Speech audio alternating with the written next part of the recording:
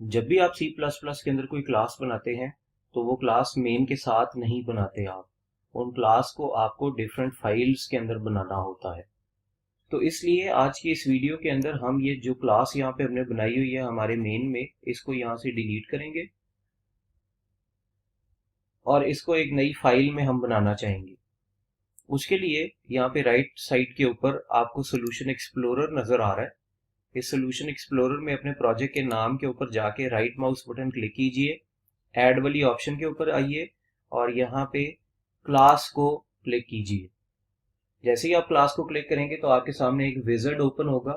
यहाँ पे C plus plus class को सिलेक्ट कीजिए, ऐड का बटन दबाइए और अपनी क्लास का नाम लिख दीजिए। जैसे कि मैं यहाँ पे स्टूडेंट की क्लास बनाना चाह रहा हूँ तो मुझे यहाँ पे क्लास का नाम लिखना चाहिए स्टूडेंट। जब मैं फिनिश को क्लिक करूंगा तो आप देखेंगे ये कि मुझे यहाँ पे दो और फाइलें मिलेंगी। One would be student.h and another one would be student.cpp।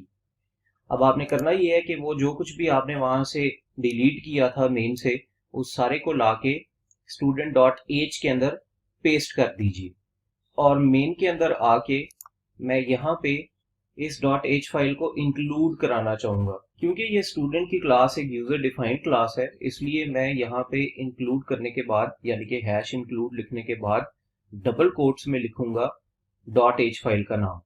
student.cpp वाले को फिलहाल जो है वो यहाँ से जो कुछ भी इसके अंदर लिखा हुआ है इसको डिलीट कर लेते हैं और अपने प्रोग्राम को इस स्टेज के ऊपर रन करते हैं। और जब मैं इसको रन करूंगा तो यू वुड सी कि there would be certain errors, और ये एरर्स जो है जाके देख लेते हैं। यहाँ पे इसने एरर के अंदर ये बताया है कि at certain place cout is undeclared.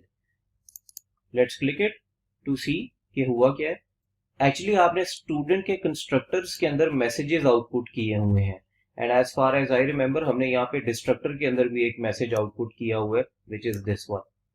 अब हुआ ये है यहाँ पे कि आईओ स्ट्रीम जो है that is actually included in main, it's not included in student.h। तो इसका एक बड़ा आसान सा हल ये है कि आप यहाँ पे आके student.h के अंदर भी आईओ स्ट्रीम इंक्लूड कर लीजिए यूजिंग स्टैंडर्ड नेम स्पेस।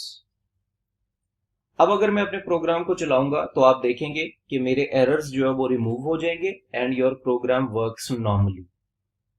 अच्छा, अब यहाँ पे एक और पॉइंट मैं आपको बताना चाहूंगा कि इस वक्त मुझे आईओ स्ट्रीम जो है वो मेन के अंदर इंक्लूड करने की जरूरत नहीं है। उसकी वजह यह है कि मेन में ऑलरेडी student.h इंक्लूडेड है और student.h में ऑलरेडी आईओ स्ट्रीम इंक्लूडेड है। तो इनडायरेक्टली मेन के अंदर आईओ स्ट्रीम इंक्लूड हो जाएगा अगर आप यहां से आईओ स्ट्रीम को डिलीट भी कर दें। अब क्योंकि student.h के अंदर आईओ स्ट्रीम इंक्लूडेड है इसलिए मेन के अंदर भी ये ऑटोमेटिकली इंक्लूड हो गया है। Let's run the program again to verify it और आप देखेंगे कि अभी भी आपका प्रोग्राम सही चल रहा है and the output is correct. अब हम ये देखेंगे कि ये .cpp फाइल यानी कि student.cpp फाइल के अंदर हमें क्या सेव करवाना चाहिए। उसके लिए लेट्स गो टू student.h और यहाँ पे मैं आपको ये बताना चाहूंगा कि हम जो आपकी .h फाइल है उसमें सिर्फ और सिर्फ फंक्शंस की प्रोटोटाइप को सेव कराते हैं। इसके अगेंस्ट डेफिनेशन सेव करने की जरूरत नहीं होती।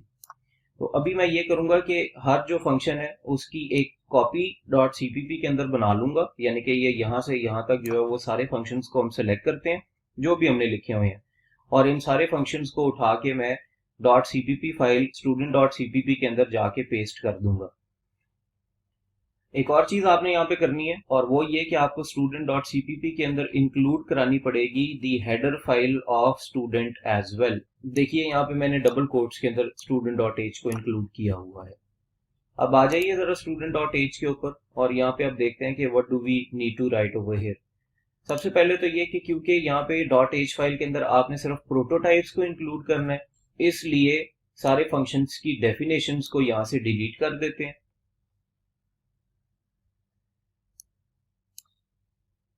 फंक्शंस की डेफिनेशन डिलीट करने के बाद मेरे ख्याल में यहाँ पे ये जो कमेंट्स लिखे हुए हैं जरा इन सबको भी डिलीट कर देते हैं ताकि मेरे पास सिर्फ और सिर्फ यहाँ पे फंक्शंस रह जाएं और इसके अगेंस्ट जो मैंने कमेंट्स लिखे हुए हैं वो मेरे पास ना हो। ऑफ कोर्स अगर आप चाहें तो ये सारे के सारे student.cpp के अंदर लिख सकते हैं but for now these are not required for me. जरा एक्स्ट्रा स्पेसेस को भी डिलीट कर लेते हैं। ताकि हमारे पास सिर्फ और सिर्फ यहाँ पे रहें prototypes of the functions of the methods actually, जो कि student.cpp के अंदर आपने जाके डिफाइन करने हैं। तो यहाँ पे student.h फाइल के अंदर सिर्फ और सिर्फ मिलेंगे आपको आपके एट्रीब्यूट्स, और एट्रीब्यूट्स के अलावा आपको मिल रही होंगी यहाँ पे मेथड्स की प्रोटोटाइप्स। तो इस वक्त आप देखें यहाँ पे, तो this is what is inside my .h file, और यहाँ पे इस वक्त एक मैंने गलती की हुई है, और वो ये है कि प्रोटोटाइप्स के एंड के ऊपर आके यहाँ पे आपको सेमी कॉलम्स ऐड करने चाहिए। अच्छा, एक और चीज देखिए यहाँ पे कि मैंने यहाँ पे प्रोटोटाइप्स के अंदर जितने भी मेरे पास पैरामीटर्स हैं उसके अगेंस्ट मैंने कोई आइडेंटिफायर नेम्स दिए हुए हैं। आप यहाँ पे इनको लिखें या ना लिखें इससे कोई फर्क नहीं पड़ता। तो for now I want to delete them all from here, क्योंकि प्रोटोटाइप्स के अंदर जनरली मुझे यहाँ पे सिर्फ और सिर्फ डेटा टाइप देनी होती है और आइडेंटिफायर का नाम यहाँ पे नहीं लिखना होता। तो यहाँ पे ये मेरे पास जितने भी आइडेंटिफायर नेम्स हैं मैं इन सबको डिलीट कर रहा हूँ। आप देखेंगे ये कि मेरे पास अब जो बना है यहाँ पे .h फाइल के अंदर, that is only the name of attributes and all the prototypes of the methods which are defined in student.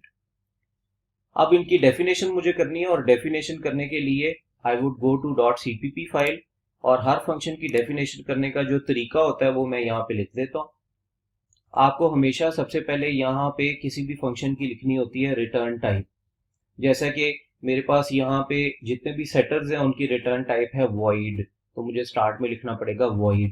उसके बाद थ्रू आउट मुझे लिखना होता है यहाँ पे क्लास का नाम, और क्लास के नाम के बाद आप लिखेंगे यहाँ पे 2 कोलन, और इन 2 कोलन्स का नाम होता है scope resolution operator. Let me write it down for you over here as well, कि ये जो मैंने यहाँ पे 2 कोलन्स लिखे हैं इसका मतलब है scope resolution operator. Scope resolution operator की जरूरत क्या पड़ी है? वेल, आप अगर यहाँ पे गौर करें तो आपने जो अपने क्लास के स्कोप है उससे बाहर निकल के अब इन फंक्शंस को डिफाइन करना है। तो आपके कंपाइलर को कैसे पता चलेगा कि आप किस क्लास के फंक्शंस को डिफाइन कर रहे हैं? Using this scope resolution operator. तो आपको हमेशा यहाँ पे रिटर्न टाइप के बाद क्लास नेम के बाद स्कोप रेजोल्यूशन ऑपरेटर लिखना है, और उसके बाद आप लिखेंगे अपने फंक्शन का नाम, और फंक्शन नाम के बाद आप यहाँ पे लिखेंगे आपके जितने भी पैरामीटर्स हैं along with the identifier names. तो अब वन बाय वन ये सब कुछ यहाँ पे कर लेते हैं। This is actually a constructor, और कंस्ट्रक्टर की कोई रिटर्न टाइप नहीं होती। तो आप देखेंगे ये कि मैं यहाँ पे रिटर्न टाइप वाली जगह को खाली छोड़ के क्लास का नाम लिख के उसके बाद स्कोप रेजोल्यूशन ऑपरेटर लिखूंगा। तो मुझे यहाँ पे लिखने दीजिए क्लास का नाम, और उसके बाद मैं लिखूंगा यहाँ पे scope resolution operator. Once I do it, तो ये वाला एरर मेरा रिमूव हो गया है। Let me copy this from here, और मैं ये जरा हर फंक्शन के ऊपर लिखना चाहूंगा ताकि हम इस रूल के हिसाब से सारे फंक्शंस को चेंज कर लें। तो जनाब ये है आपका गेटर की ये रिटर्न टाइप है। रिटर्न टाइप के बाद आपने लिखना है यहाँ पे क्लास का नाम, क्लास के नाम के बाद स्कोप रेजोल्यूशन ऑपरेटर, उसके बाद आपके फंक्शन का नाम, and then the parameter list. तो ये भी आपका फंक्शन ठीक हो गया। वेल एक्चुअली अगर आप यहाँ पे देखें तो मेरे पास रिटर्न टाइप और जो फंक्शन का नाम और पैरामीटर की लिस्ट जो है that is already written over here. तो what I need to do is कि I just need to copy this class का नाम एंड स्कोप रेजोल्यूशन ऑपरेटर, और जितने भी मेरे फंक्शन के नाम है, फॉर एग्जांपल ये जो अभी मैंने हाईलाइट किया है that is the name of a function, मुझे सिंपली इससे पहले आके क्लास का नाम और स्कोप रेजोल्यूशन ऑपरेटर लिखना है। We will do it for each and every function over here. The setters